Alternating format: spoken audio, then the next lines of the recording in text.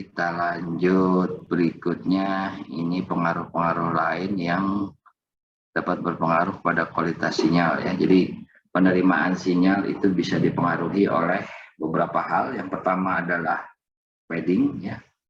Fade itu berarti ada bayangan, ada delay, ada echo ya.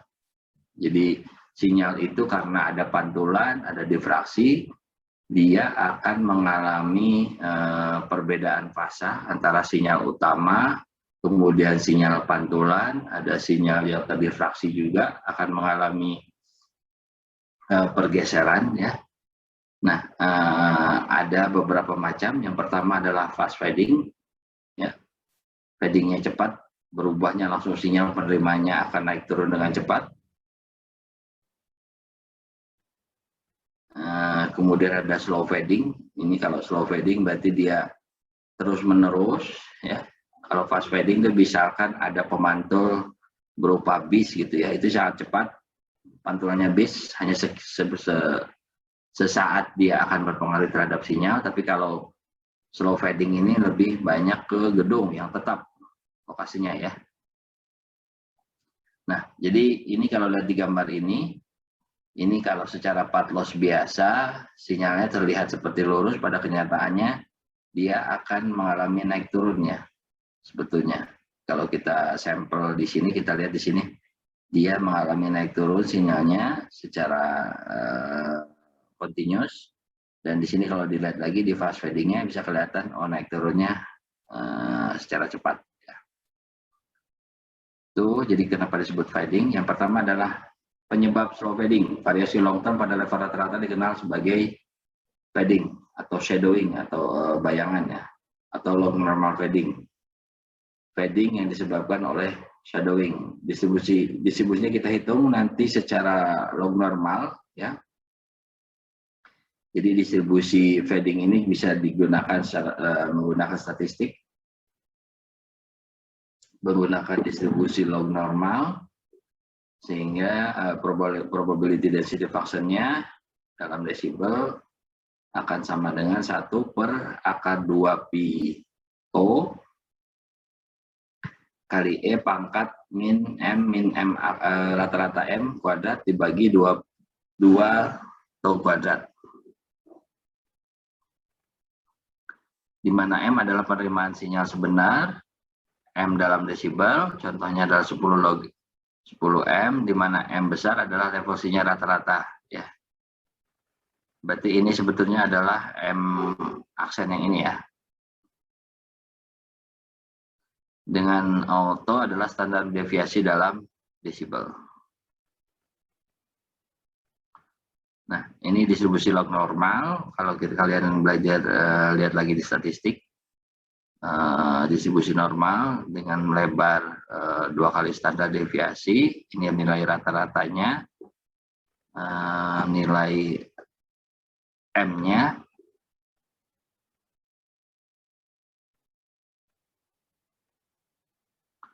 Atau penerimaan sinyalnya akan mulai dari kecil hingga besar secara rata-rata ya. Ini berarti rata-ratanya di sini, dia bisa lebih, bisa kurang ya. Nanti bisa dilihat PDF-nya. Nah, yang berikutnya adalah fast fading. Sinyal dari pemancar dapat dipantulkan dari objek seperti bukit, bangunan, atau kendaraan. Ketika MS jauh dari BS, distribusi envelope dari sinyal terima adalah distribusi Rayleigh. Tadi distribusi normal, sekarang ada distribusi Rayleigh dengan probability density function-nya R per tau kuadrat dikali E pangkat min R kuadrat per 2 tau kuadrat ya, di mana R lebih besar daripada 0, dengan tau adalah standar deviasi. Nilai tengah RM dari sinyal di antara sampel adalah 0,5 ya, dengan RM 1,777. Jadi kalau distribusi Rayleigh seperti ini, dia akan lebih banyak, kalau taunya 1 itu lebih sempit, tapi masih ada sinyal yang lebih besar ya, lebih dari, kalau tadi distribusi normal itu berarti antara 0 sampai 2, kalau untuk taunya 1. Kalau distribusi relay dia akan menurun secara lambat ya. Ini untuk fast fading yang lanjutannya, ketika MS jauh dari BS, distribusi envelope dari sinyal diterima adalah distribusi risian. Jadi kalau jauh dari mobile stationnya, jauh dari base stationnya, PDF-nya menggunakan distribusi risian, di mana R per tau kuadrat sekali R kali E pangkat min R kuadrat plus alfa kuadrat dibagi 2 tau kuadrat kali I0, I0-nya adalah I0 R alfa per tau dengan R lebih besar dari 0, di mana tau ada standar deviasi, I0X adalah order 0 fungsi Bessel, dan alfa adalah amplitudo sinyal langsung ya. Ini tadi distribusi relay dengan risian.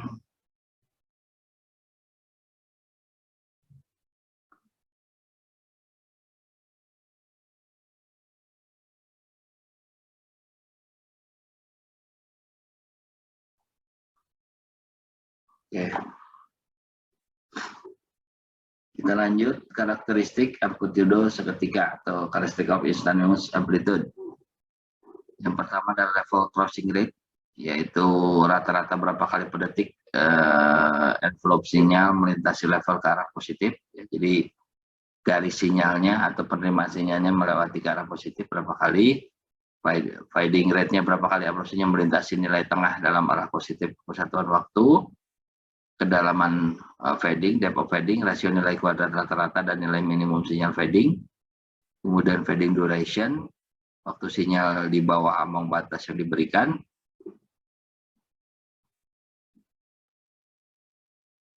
Nah, selain fading, yang berikutnya adalah efek Doppler atau pergeseran Doppler ya, Doppler shift.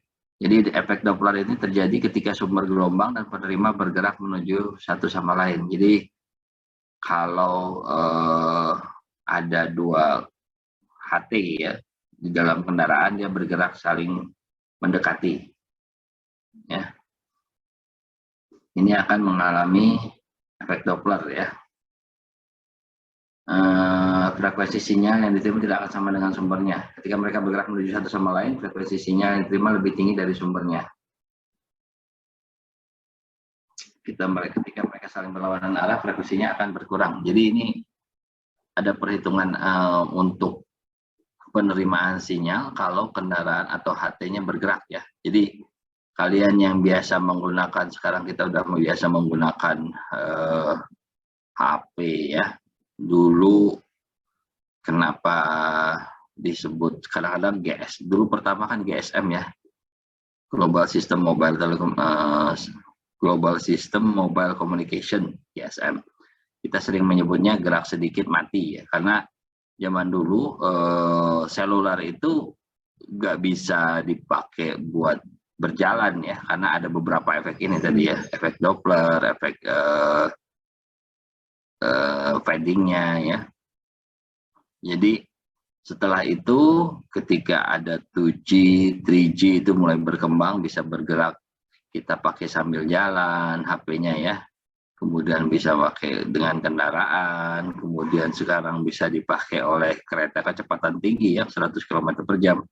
Nah, sebetulnya kita mau sekarang dipermudah pemakaiannya, sebetulnya perhitungan sinyalnya justru lebih berbeda lagi ya, karena dia si alatnya harus mengkompensasi pergerakan kita ya sinyalnya. Entah dia nanti ada delay, dia satukan dulu sinyalnya, entah dia mungkin nanti ada beberapa koreksi ya, supaya simbolnya bisa lebih baik lagi atau penerimaan digitalnya lebih bagus. Nah, jadi sebetulnya ada beberapa efek, termasuk yang sekarang 5G itu kalau nggak salah bisa digunakan bukan hanya bandwidth-nya lebih besar ya, bisa sampai 1 giga, tapi juga tuntutannya adalah harus bisa dipakai dalam kecepatan tinggi 200 km per jam ya.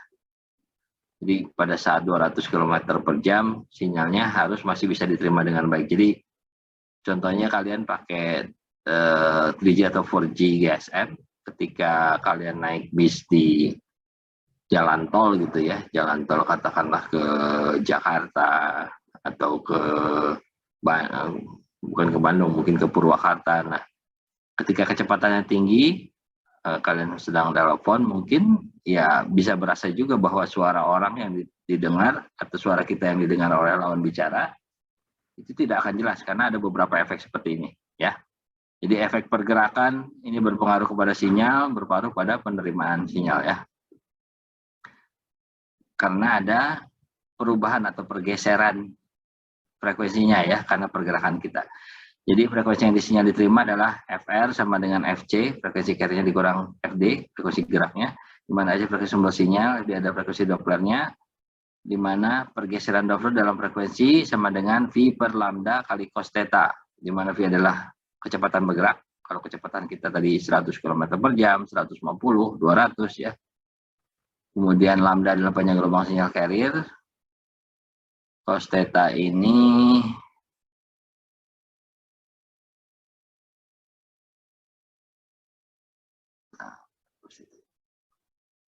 delay spreadnya.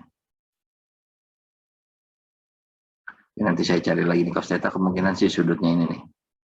Sudut antar pergerakan dengan sinyal ya. Nah, ketika sumber gelombang ada juga penyebaran delay karena penyebarannya. Ketika sumber gelombang dan penerima bergerak menuju satu sama lain, sinyal frekuensi diterima tidak sama dengan sumbernya. Tadi ya Doppler ya. Ketika mereka bergerak satu sama lain, sinyal frekuensi diterima lebih tinggi dari sumbernya. Itu ketika mereka saling berlawanan, frekuensinya berkurang. Jadi sinyal frekuensi diterima adalah delay spread. Ya, jadi dia bisa bergerak. Kalau kita bergerak di jalan tol, mungkin nanti bisa dianggap bahwa bergerak menuju penerima atau BTS ya minimal. Ketika lewat BTS akan bergerak menjauhi ya, atau ke arah yang berlawanan, atau ke arah manapun akan mengakibatkan penyebaran delay atau delay spread ya. Nah, ini efek kecepatan bergerak. Kalau ini penerimaan sinyal ya. Kalau kecepatannya V1, katakanlah kecepatannya rendah, kemudian di V2 kecepatan lebih tinggi ya dia akan acak-acakan, kecepatan V3 dia akan kembali lagi, kecepatan V4 dia akan lebih parah lagi ya berdasar waktu. Jadi bisa dari sini bisa dilihat pengaruh dari kecepatan gerakan mobile HP atau mobile stationnya. Nah, selain itu juga ada tadi, jangan lupa ada hal-hal yang lain bisa berpengaruh ya, bisa fadingnya, difraksinya, ya, bisa ke refleksi, difraksi, kemudian penyebaran ya, penyebarannya. Ini ada beberapa faktor dalam GSM, perhitungannya ya seperti ini ya. Jadi ada perhitungan kalau dia bergerak, kalau dia dipantulkan gedung di perkotaan besar, perkotaan kecil, ataupun di pedesaan gitu ya. Ini contoh gambarnya ketika ada delay. Yang pertama ini sinyalnya diterima pada saat pemantulnya dekat ya. Ini kalau pemantulnya di pertengahan ya. Ini kalau di sini berarti pemantulnya cukup jauh ya, misalkan gedungnya cukup jauh. Ini sebuah sampel aja dari beberapa percobaan, penggambarannya seperti ini. Oke, seperti saya bilang tadi, selain pengaruh kepada penerimaan sinyal karena fading, karena delay ya, karena efek pergerakan ya, tadi efek Doppler. Ada juga karena dia sinyal digital, ya, dia ada interferensi antar sinyal ya. Jadi interferensi antar sinyalnya akan atau sinyal digitalnya akan terpengaruh ya, karena kita menggunakan modulasinya tergantung ya. Kalau modulasinya rendah, interferensi antar simbolnya nggak terlalu besar. Tapi kalau kita menggunakan modulasi yang tinggi ya, misalkan 2048 kPSK, itu sinyal digitalnya akan sempit ya, beda fasenya akan sempit, dan ini akan berpengaruh besar ketika ada delay, ketika ada fading, ketika ada Doppler ya, efek Doppler ya, atau delay sprintnya tadi akan berpengaruh. Nah, intersimbol disebabkan oleh sinyal multiplet yang tertunda. Jadi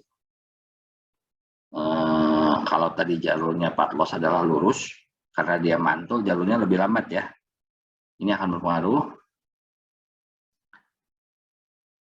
Nah, untuk low kita hitung patokannya biasanya adalah bit error rate ya. Low bit error rate akan kurang dari 1/2 tau theta D ya, di mana R adalah digital transmission rate dibatasi oleh sebaran delay tau D ya. Delaynya ini, sebaran delaynya. Nah, ini penggambarannya kalau kita punya simbol sinyal yang dikirim 101 ketika kita terima ada dengan delay yang kecil ya, seperti ini. Sinyalnya akan terganggu, nolnya akan lebih sempit, tapi satunya akan lebih panjang. Ada propagasinya juga, di sini ada delay ya, delay propagasi. Ini kalau delaynya terlalu panjang nih di sini, bergesernya terlalu panjang. Nah, sinyal ini harus dirapikan biasanya dengan, kalau yang sekarang ada namanya teknologi MIMO, atau ada teknologi saya lupa namanya,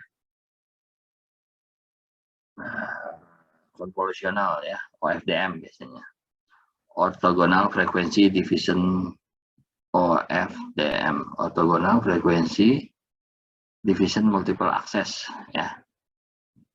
Jadi sinyalnya nanti dirubah-rubah, apakah dia vertikal, apakah dia horizontal gitu ya, OFDM-nya. Yang kedua adalah coherent bandwidth atau bandwidth yang hampir sama, merupakan korelasi antara dua amplop sinyal memudar pada frekuensi F1 dan F2. Merupakan fungsi dari delay sprint, dua frekuensi lebih besar dari bandwidth koherensi memudar secara independen. Konsep berguna dalam penerimaan keragaman. Beberapa pesan kita menggunakan frekuensi yang berbeda. Jadi ada juga pengaruh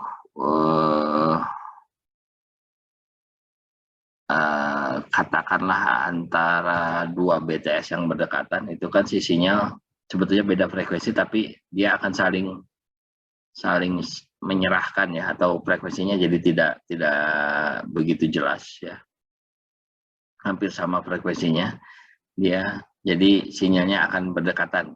Ini akan berpengaruh juga ke penerimaan sinyal. Ini co-channel ini biasanya adalah oke. Nah, ketika kalau